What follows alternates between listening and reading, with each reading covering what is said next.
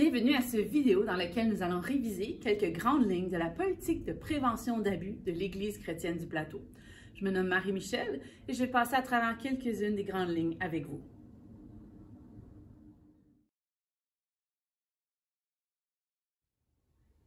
Avertissement, il faut lire la politique et non seulement regarder la vidéo.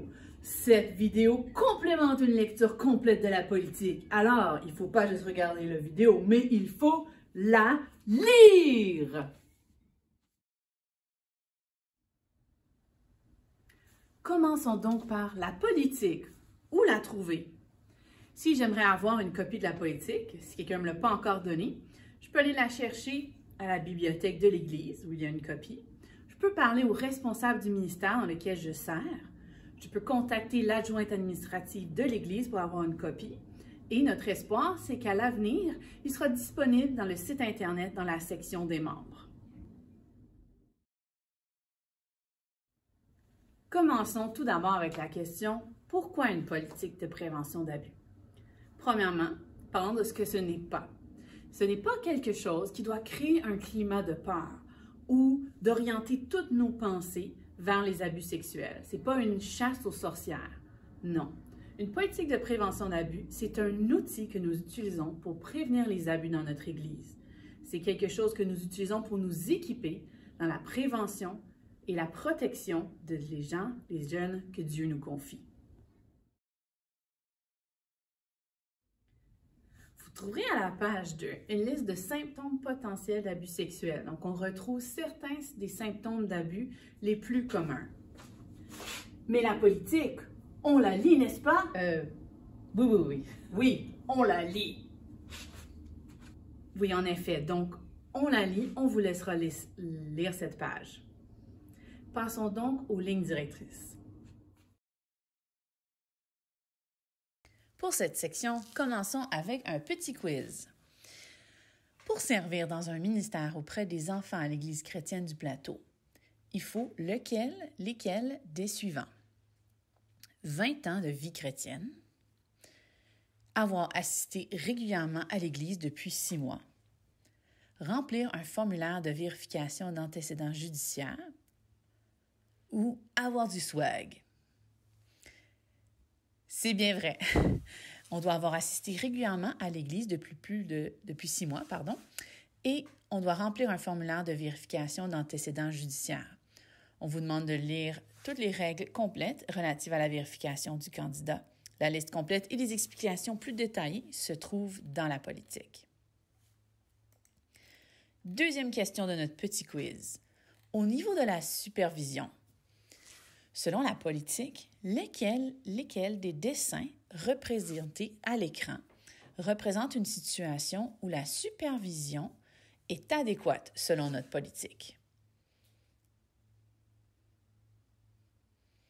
Oui, vous avez bien raison, c'est l'image 2, où il y a 2 responsables et ils sont dans un endroit où ils sont visibles à tous. Nous avons des règles, des lignes directrices au niveau de la supervision. Il faut se rappeler qu'un travailleur ne devrait pas être seul avec un enfant, à moins d'une situation d'urgence, autant que possible. Les événements comportant un coucher doivent être discutés avec les anciens. Lorsqu'on a une activité, autant que possible, on tente de prendre une liste de présence. On s'assure d'avoir des contacts physiques appropriés les uns envers les autres, ainsi qu'envers tous ceux qui font partie du ministère ou de l'activité. Et nous nous assurons que les sujets de conversation que nous avons sont appropriés. Au niveau de nos plus petits, certaines règles s'appliquent de plus. Par exemple, vous voyez que dans les salles de la garderie, plusieurs pièces ont une toilette. Nous demandons que s'ils ont besoin d'aller à la salle de bain, qu'autant que possible, ils utilisent la toilette dans la pièce, avec un respect autant que possible de leur intimité. Au niveau de, lorsque nous faisons un accompagnement pour la salle de bain qui est hors de la pièce, qui n'est pas attachée, les sorties en groupe sont privilégiées et autant que possible, on laisse la porte extérieure ouverte, on se tient là Et on attend, on peut assister aux besoins, mais on attend en tant que l'adulte responsable à la porte extérieure avec le respect autant que possible de l'intimité des jeunes enfants. Jusqu'à la maternelle, un système d'identification est utilisé pour veiller à ce que ce soit vraiment l'adulte responsable qui vient chercher l'enfant à la fin de l'activité. Chaque enfant est donné un code ou un système d'identification pour l'identifier à la fin de l'activité. Les enfants en bas âge ne peuvent pas quitter une activité seuls. Un membre de la famille plus âgé doit venir les chercher.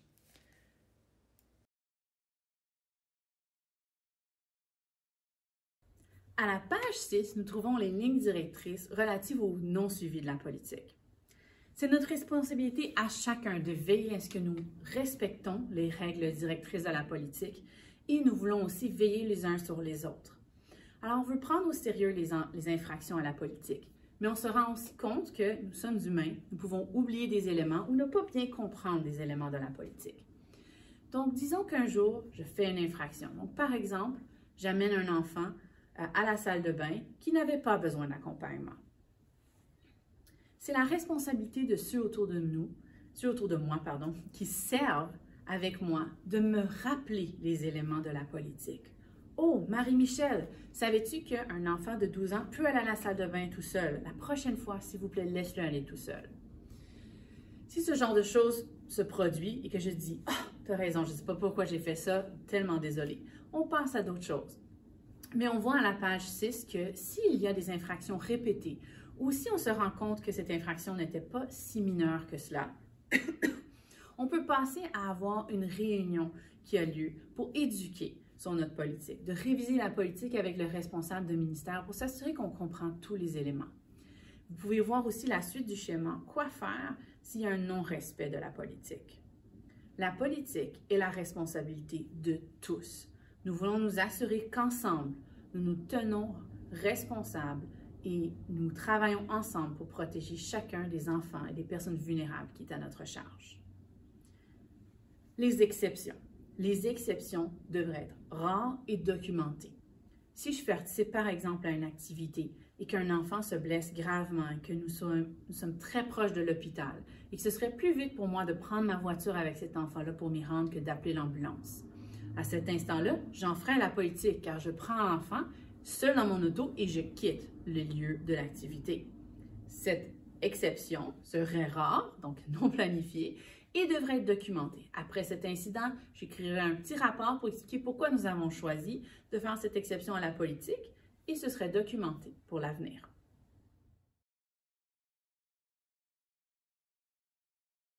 Révisons maintenant quelques points relatifs au signalement. Si un enfant me signale qu'ils ont vécu ou qu'ils vivent des abus, mon rôle est d'écouter. Ce n'est pas de nier ce qui se passe. Et il faut aussi faire attention à ne pas suggérer des choses ou poser des questions dirigeantes. Des questions qu'on pourrait répondre par oui ou non. « Ah, telle personne te fait telle chose dans telle circonstance. » Oui, mais plutôt, si je pose des questions, c'est de poser des questions ouvertes qui ne se répondent pas par oui ou par non. « Oh wow, merci de me dire ça. Est-ce que tu peux m'expliquer quand ça s'est passé? » Si je reçois un signalement, j'ai plusieurs responsabilités.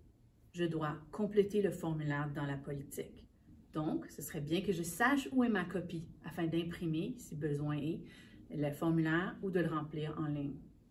Je dois informer une personne, pas n'importe qui, soit le pasteur ou un ancien si le pasteur n'est pas disponible, ou la personne désignée qui ne fait pas partie du conseil. En ce moment, notre église, c'est Mme Bergevin-Scott. Donc, je peux approcher n'importe quelle de ces personnes pour les aviser de ce signalement-là. Ils vont m'écouter et ils vont m'accompagner.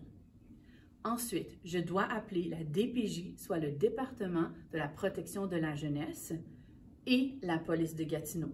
Il est ma responsabilité de signaler en toute instance, que ce soit au niveau de l'Église ou en dehors de l'Église, je dois toujours contacter la DPJ et la police.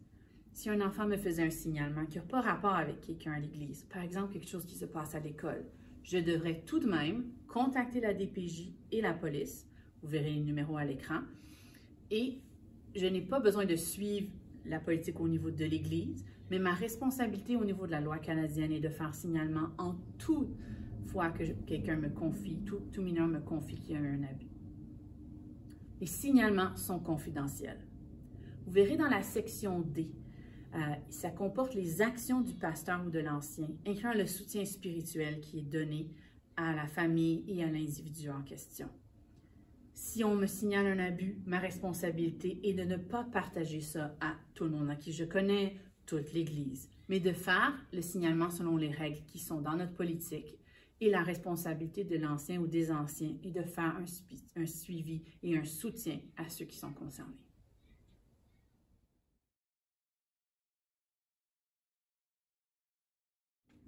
Nous avons donc revu la majorité des grandes lignes de la politique. Comme je vous l'ai déjà dit, cela ne remplace pas la lecture. Pour m'assurer que moi je fasse la mise en œuvre, je vais lire au complet la politique, je regarde, je visionne ce vidéo et je vais ensuite à l'annexe chercher l'engagement du travailleur. Je vais le lire. C'est un document d'une page qui dit que j'ai lu la politique, que je m'engage de la respecter. Je vais signer celui-ci et le donner à la personne responsable. Aux 5 ans, quand on fait le renouvellement des antécédents judiciaires, on fera aussi un renouvellement de cet engagement-là. C'est à chacun de nous de connaître la politique, de la mettre en pratique et de faire tout ce qu'on peut pour protéger les jeunes que Dieu nous confie. Je vous remercie chacun et chacune pour votre service dans notre Église, pour le travail que vous faites auprès de ces enfants, de ces jeunes, de ces personnes vulnérables précieuses. Chacune créée à l'image de Dieu, chacune un cadeau. Et si vous voulez bien prendre avec moi un instant, nous allons prier. Seigneur, on veut te remercier pour chaque enfant, chaque jeune, chaque personne qui fréquente notre Église, qui participe aux activités. Nous te demandons, Seigneur, de nous aider à mettre en place cette politique afin de prévenir les abus, afin de protéger ceux que tu aimes, ceux qui sont si précieux à tes yeux. Aide-nous à servir avec la force que tu donnes et qu'en toute chose, le grand nom, le beau nom de notre Seigneur et Sauveur Jésus-Christ soit honoré par notre comportement, par nos actions, nos pensées, et que toute chose soit faite à sa gloire. C'est dans son précieux nom qu'on te prie. Amen.